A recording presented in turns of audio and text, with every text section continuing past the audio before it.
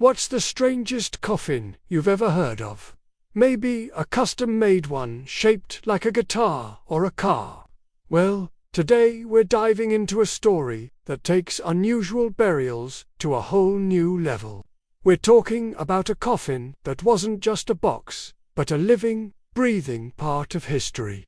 This isn't just about death. It's about life, legacy, and one of the most bizarre final resting places imaginable. Our story starts with a man named James Smithson. If that name sounds familiar, it should. He's the founding benefactor of the Smithsonian Institution in Washington, D.C. Smithson was an English chemist and mineralogist, a brilliant scientist who lived a rather nomadic life across Europe. He never married and had no children.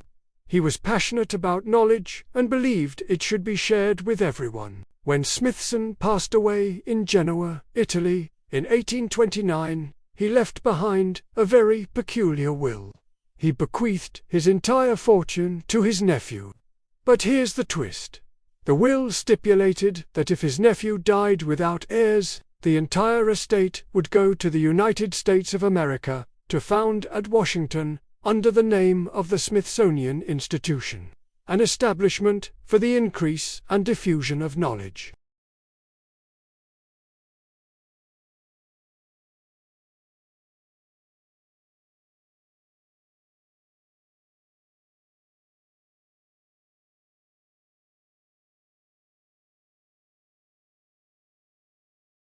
The U.S. government accepted the gift, and over 100,000 gold sovereigns were shipped to America to establish the Smithsonian.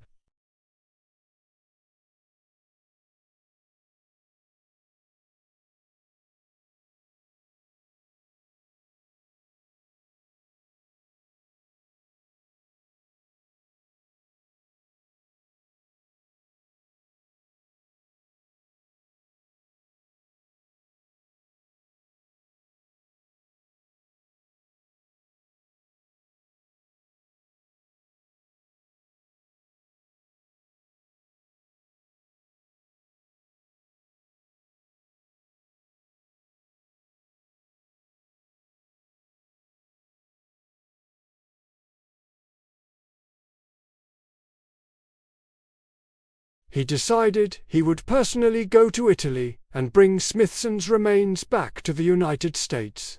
So, in 1903, Bell and his wife Mabel traveled to Genoa. They located the grave, and the process of exhumation began. Smithson's body was carefully disinterred and placed in a new casket for the long journey home. The journey itself was an event. They sailed from Naples aboard the USS Dolphin, and when they arrived in New York Harbor, they were met with a full naval escort. Smithson's remains were treated with the honor befitting a national hero. The casket was transported to Washington, D.C., and initially placed in the Smithsonian's Arts and Industries building. But this was only meant to be a temporary solution. The regents needed to decide on a permanent, fitting tribute. They wanted a tomb that would be both dignified and centrally located within the institution he founded. After much deliberation, they chose a spot at the north entrance of the Smithsonian's very first building, the iconic red sandstone structure known as the castle. A special crypt was designed. It was elegant, made of marble, and placed in a small, dedicated room.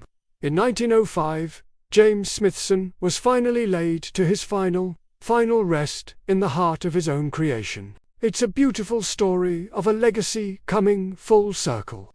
But we're here to talk about the strangest coffin, and we haven't even gotten to it yet.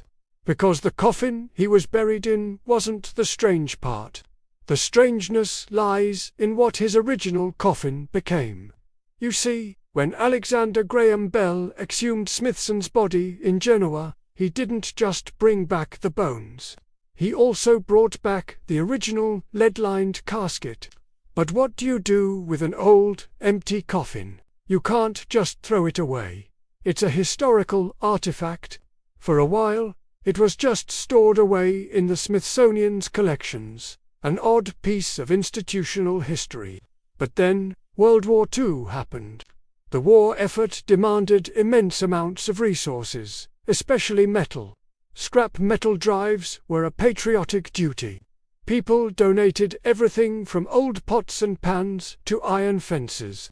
And the Smithsonian was no exception. In a gesture of national solidarity, the institution looked through its collections for any metal that could be spared for the war. And their eyes fell upon an old, heavy, lined coffin sitting in storage. That's right, James Smithson's original coffin. In 1942, this incredibly unique historical artifact was deemed non-essential.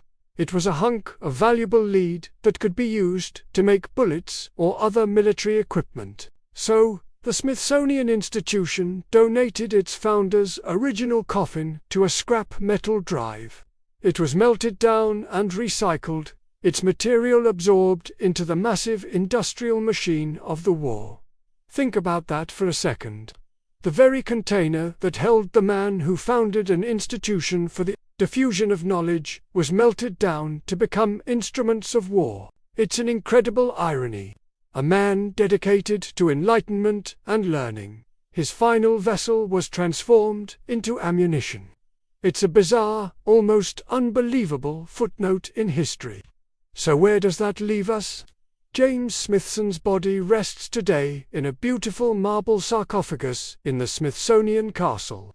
It's a popular spot for visitors, a quiet little room where you can pay respects to the man who gave America one of its greatest cultural treasures. But the physical object that first carried him to his grave had a much stranger fate.